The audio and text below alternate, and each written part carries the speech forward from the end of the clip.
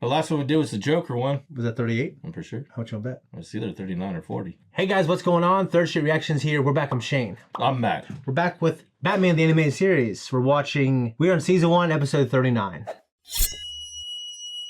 Yeah, I was going to say we're watching chronological order, but we were actually watching it in the release order that we got on cable. Or not cable, but you know, for me it was antenna. Yeah, back in the day, that's how we had to watch now, it. there's a official DVD order, but you know, whatever. We're about 20-some episodes too late for that. Yeah, right. No, anyways, last episode was the Joker Christmas episode, and I thought it gave one of the best performances by Mark Hamill. It's definitely one of my favorites. I even talked about incorporating into my Christmas watch list, but we film a few of these like every month with Matt, so we just had Christmas. So it would have been really cool if we actually knew it was coming, then maybe I would have tried to snuck it in a little earlier. Last watch for us, yeah.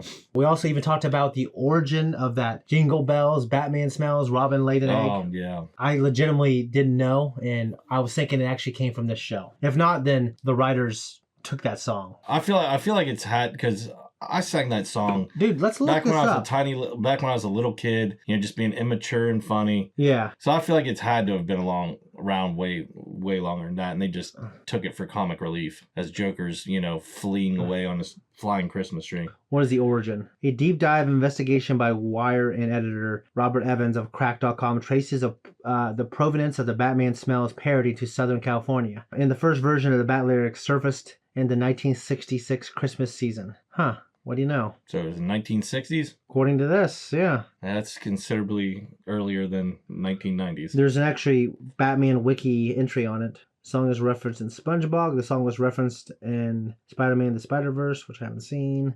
Surprised they didn't reference... The novelty parody circulated since the 1960s, yeah. I'm surprised the Batman animated series isn't on that list. No, it is. It's a Batman animated wiki. Oh, okay. Yeah. And, of course, the original Jingle Bells song, known as the One Horse Open Sleigh. Actually, that's what it was. I think it's a cooler title. One Horse Open Sleigh. Was written by James Lord Pierpont in 1857. So, 100 years later, pretty much, yeah, they came up with the Batman, or the parody, the Joker parody. So, yeah, they incorporated it, all right? So, you learn something new every day. Guys, before we jump in, if you want to support us, check us out on Patreon. We have full-length uncut reactions and early access. Let's go. Hard to steal.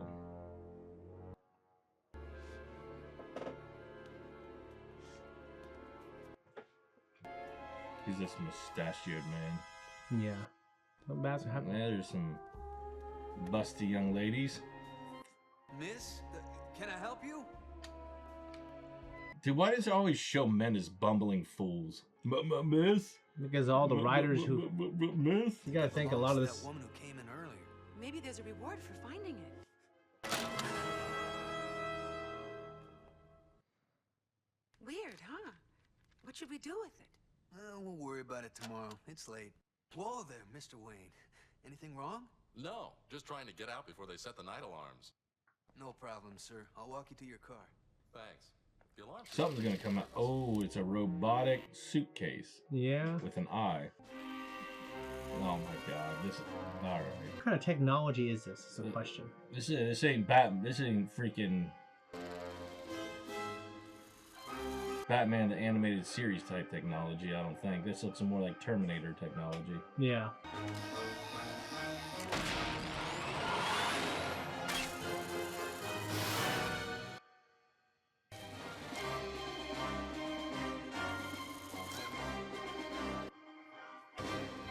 What a funky technology. So what is the goal of this suitcase thing? Who's controlling it? And it's got a laser eye. So I think Joker's out. See, the Mad Hatter was actually a scientist. He was a researcher. He was a scientist, and so was Mr. Freeze. Riddler's smart. Someone that wants to steal all of Mr. Wayne's chips. I know who it is. It's the Crocodile Man who controls the little Did you kids. set it off by accident? No, sir. It's from upstairs. Now, for your own safety, you stay put, Mr. Wayne. Stay put? I don't think so. I don't think so. Thank God he's got that, and He got his own little freaking mini cave in downtown. Think it could be Penguin? I don't know. How fast can that thing be? The problem is it just doesn't weigh enough either. Like, oh, well, that'll get you. Oh man, watch out, Batman! You're gonna get your fingers pinched.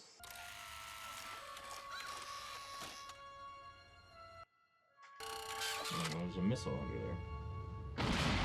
That suitcase is just full of all kinds of fucking surprises. Hey, what's its target?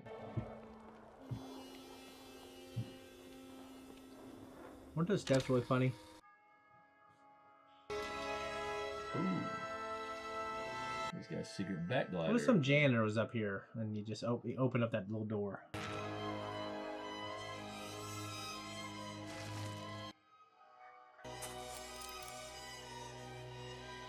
So is there an AI on that thing or what? Some kind of artificial intelligence on that suitcase?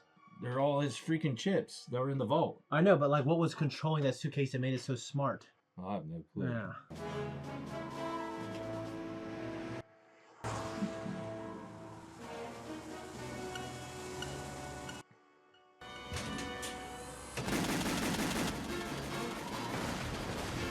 Watch out.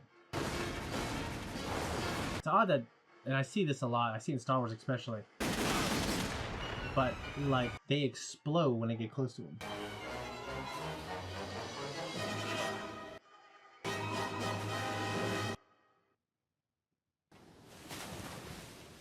Oh, he actually freaking crashed. Okay.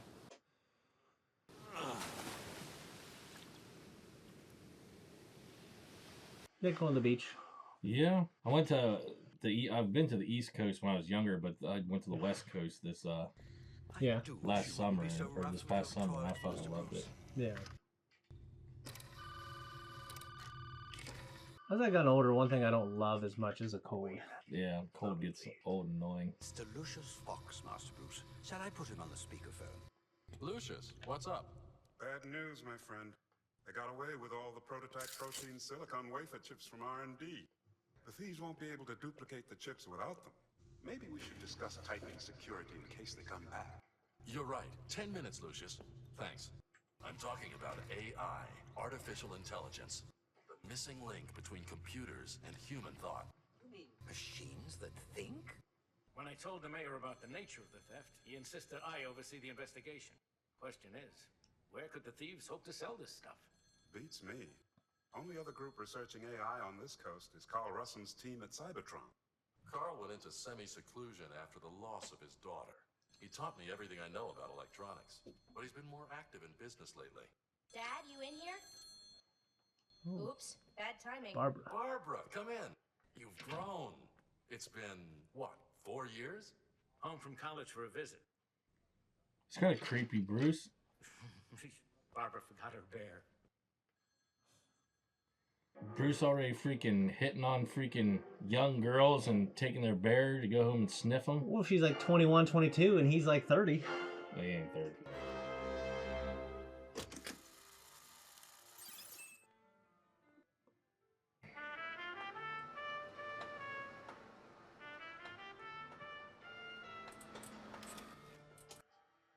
Bruce Wayne, I'm so glad you called. It's been years. I heard about the theft of those chips, my boy. Did he seem like a robot at first? No, he just seemed a little underdeveloped. Just curious if anyone's tried to sell you any wetware. Afraid not. If anyone does, of course, you'll be the first to know. Cappuccino? Yes. It thanks. sounds like he's from I Texas. was wondering about your own Yeah, AI yeah. research.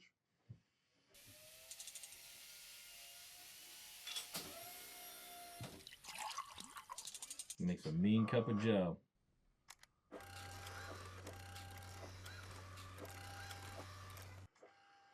Now, let me show you my pride and What's wrong joy. with his one eye? Yeah, that's what I'm saying. That's why I thought like, This is my greatest achievement, my prototype AI.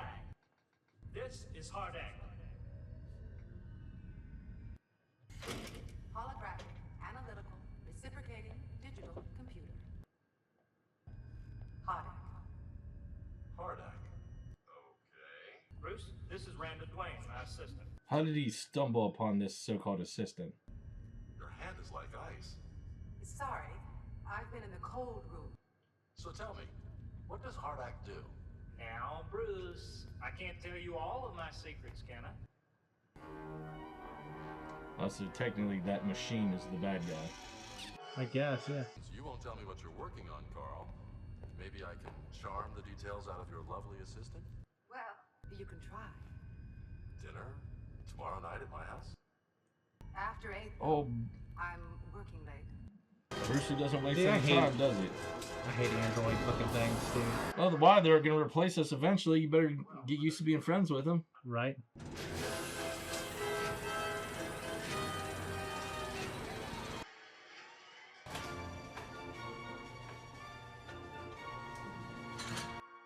So is she an AI, you think? Randa, you did not bring me the design specifics I needed. There wasn't time to get them from the Wayne Enterprises databanks. I'll try again tomorrow night. The next duplicate is ready. See to its placement tonight. Of course.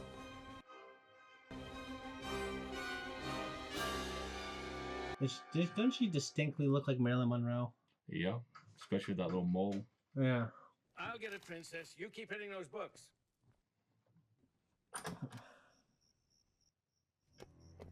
That is scary as hell. Dude, what would you do if you answered the door? What would you do if you answered the door and then you were looking right back at you? I'd slam the door and grab my gun as fast as I could. What would you do? I'd probably be like, holy shit, you want to come in? What if they said, hey, you're the imposter, I'm the real one? Would you like question yourself in any way? I'd be like, well, don't you have to put the imposter down? Good job. Damn, Barbara. Double cheeked up on, what is it, Saturday? Friday? Dad, you okay? Well, she got them I'm 70s boobies though. Who was at the door? She does. Were you outside? Your hand is like ice. Oh. I'm fine. I'm fine. So that girl is also an android, I think.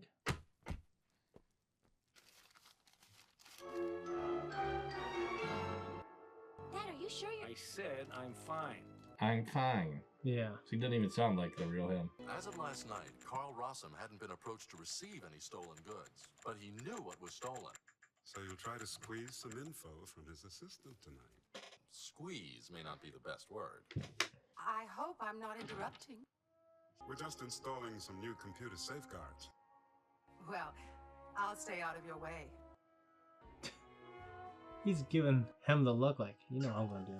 The look that you and I used to give each other. Yeah. Take her to the weeds, Shane. Happened like once. Take her to the weeds. Don't you like the roast, Dad? It's fine. That's practically all you've said since last night. Well, she eventually becomes Batwoman, right? And then Oracle. Yeah, down the road somewhere.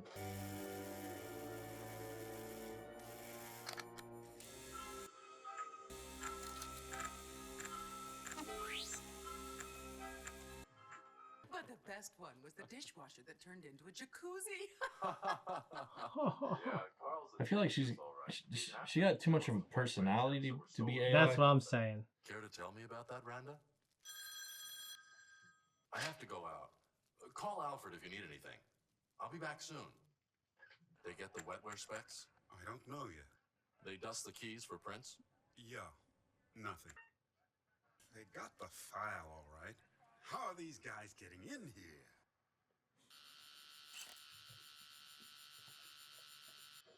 I uploaded a decoy file here last night. The real design specs file is at my house. Randa, Yes?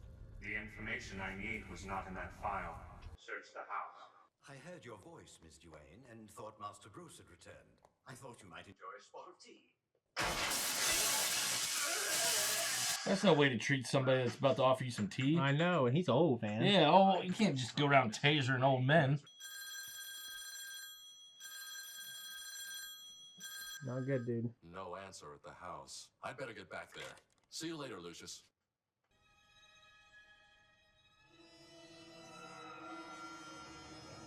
So she has to wear those glasses. If she was like a pure android, I don't think she would need to wear them. She doesn't need to wear these glasses. She's wearing these glasses so she can see through stuff. That's what I'm saying. Like, if she Oh, was... if she was an android, she wouldn't need them. Yeah, they would be programmed into her eyes. Right. I've definitely found something. Bruce Wayne is Batman. Intriguing. I will take it from here, Randa. You come home. Alfred! Alfred? Master Bruce.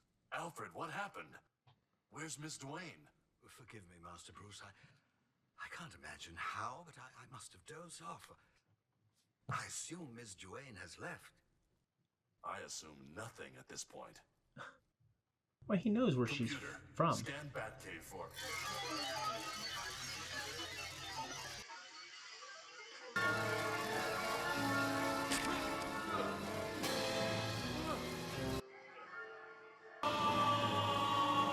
To be continued.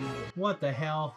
It said part 1, so you I- know there's going to be a 2-parter. Wasn't even thinking about it. Pretty cool episode. Pretty cool part 1. Yeah. I mean, honestly, we could probably have a 30-minute conversation about AI, but 5 years ago, I didn't think AI would become something so prominent in the creative industry. You know, the idea of like, hey, we can just get computers to write these scripts. We can... We basically can do that now. You get computers to write scripts, That's what I'm saying. They can do, research, like reports, Yeah. papers. I mean, it's not perfect. I've looked at. Yeah. I went down a rabbit hole. It's definitely not perfect, but in 10 it's years, not. in 10 years, Yeah, like in 10 more or 5 more years, 10 more years. it could be very perfect. Yeah, it could be a lot.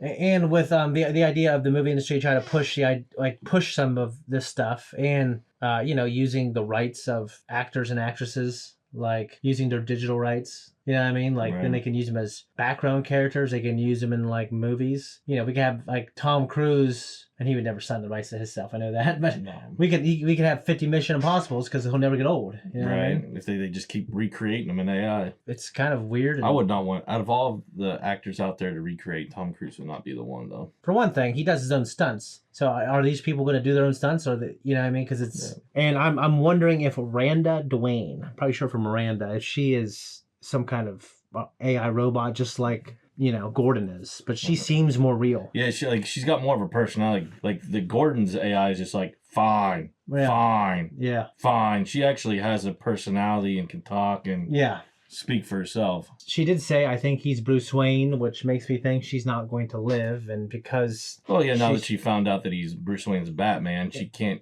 stick around for very long. she can't live, and if she can't live, it makes me think more that she's a robot. Yeah, or somehow it's gonna have a tragic ending to this next episode. I was really wondering about that suitcase and the technology. It's because of this organization, this business is an AI thing, essentially. Right. Yeah. The thing that runs it is AI. Yeah. The thing that controls everything is just one big AI. Even controlling that guy that Bruce was talking to. Yeah, he has even power over him because you could see he had to like watch what he said around it, or else he didn't want to make it angry. Yeah. When he knocked that teddy bear thing off, Wooby, I got another sense like, oh, I think I've seen this sometime in my life. And he was going, fine.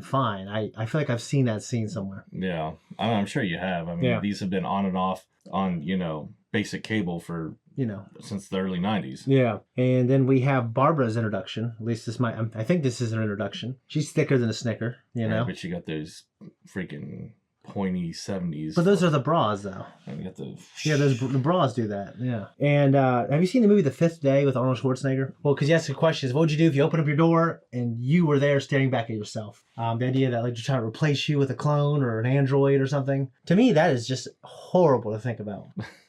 I mean, if they killed me and replaced me, it wouldn't really matter because I'd never have to worry about any of the fucked up shit that it did. But if it kept me alive and went around and did a bunch of fucked up shit that let me loose, and then all of a sudden I had to account for all the bullshit that he did. Yeah. Well, that Nah. like Lex Luthor in Smallville, like season 2 or 3. There's like a freak of the week mutant thing that like these kids, these teenagers, they get affected by the kryptonite. The first couple seasons they did like a freak of the week type thing, and one of them is like it can change its appearance. Made herself, I think, look like. Actually, her name, she became a famous actress. There's a ton of people in that show that became famous actress. Actually, the girl who played Lois Lane in Man of Steel, one of her first roles was like a freak of the week character in Smallville. She played like a villain. Like actually, she played this villain who. Oh, you mean the ginger that is in Man of Steel? Yeah, her name is Batman versus Amy Superman? or whatever her name is. Yeah, she's in The Office too. Yeah, she is. She's smoking in that too. No, but she started on Smallville. Funny enough, as just a basic villain of the week. I don't know how the fuck I got on that. It's because my goddamn ADHD take me down that path. Anyways, The Fifth Day, cloning stuff in that, man. The idea of that to me is terrifying. It's something they explore in that movie, and the idea is like you don't know that you're the clone either. Have you seen The Prestige? No. Well, I won't spoil it, but it's one of my favorite movies ever. It's a Christopher Nolan movie. Is that one with Christian Bale and Hugh Jackman? Hugh Jackman. I think it's my favorite movie out of his. It's got two of my favorite actors in it. So Yeah, I probably should take the time to watch that sometime. We should react to it then. It's fantastic. I think there was a Chuck Klosterman. Who the fuck is Chuck Klosterman? He created this game or card game where they ask you these really intellectual hypothetical questions. I did it a blind wave. We did like a game night out of it. I thought about trying to do it here because it's pretty cool. But you can get some arguments for them, like good ones though. I think I heard this from somewhere. It might have been Chuck Klosterman's cards or games or whatever. You don't have children, but if you were dying and you could somehow be replaced by a clone of you and it would have all your thoughts and memories, but it wouldn't be you because you'd be dead. And your children or your family or your friends would never find out. Would you do that? Or would you... Would I be conscious? No, you'd be body? dead. Like you're dying and say, okay. Oh, fuck no. And say, oh, by the way, like if I don't get to live, no one gets to enjoy my presence without me being there. Yeah, you wouldn't want anyone to. I don't want anybody to be happy with. Yeah. Well, okay. So the idea for me and maybe Aaron is like we had kids. It's like okay. Because I got two parents that are in their 70s. Yeah, but if they found out their son died, like that would be terrible. Yeah. So the idea is they wouldn't know that you died, and they lived the rest of their natural life knowing that their son lived and got to go on, and Yeah.